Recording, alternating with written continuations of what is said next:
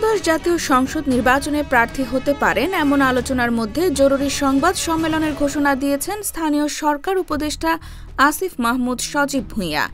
1 মাস আগে স্বতন্ত্র প্রার্থী হিসেবে নির্বাচন করার ইচ্ছা প্রকাশ করা উপদেষ্টা আসিফ মাহমুদ বুধবার বেলা ৩টায় সচিবালয়ে সমসাময়িক বিষয়ে ব্রিফিং করবেন বলে মন্ত্রণালয়ের জনসংযোগ দপ্তরের এক জরুরি বার্তায় বলা হয়েছে।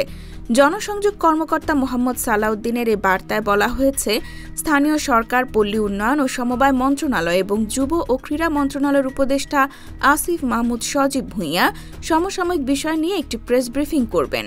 তফসিল ঘোষণার সময় ঘনিয়ে আসার মধ্যে উপদেষ্টার ডাকা এই প্রেস ব্রিফিংয়ে সংবাদ মাধ্যম কর্মীদের বিশেষভাবে আমন্ত্রণ জানানো হয়েছে।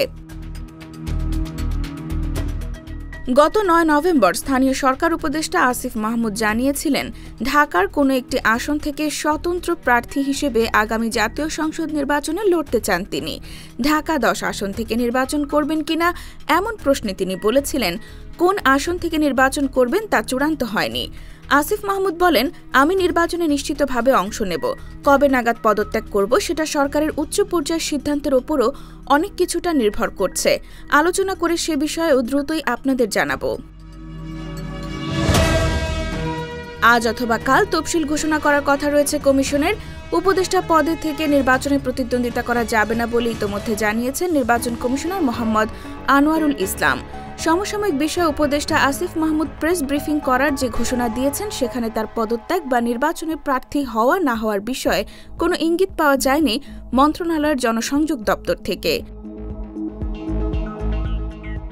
IBTV USA, new York.